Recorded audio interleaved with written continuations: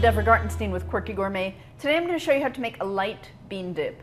I'm going to use black beans, so it's going to be, kind of like a standard black bean dip, except I'm going to use yogurt instead of sour cream or olive oil. So here are some cooked black beans. You put them in the food processor.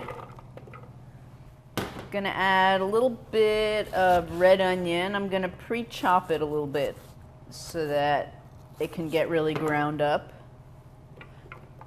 I'm going to add some lime juice and some chili powder.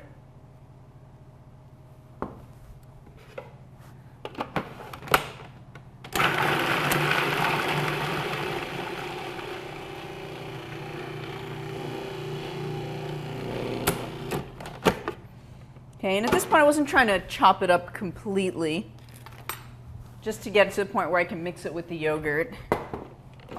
And the reason I didn't put the yogurt in the food processor is because it'll break it down and just make it way too liquidy. And so you want it thick enough that you can dip it.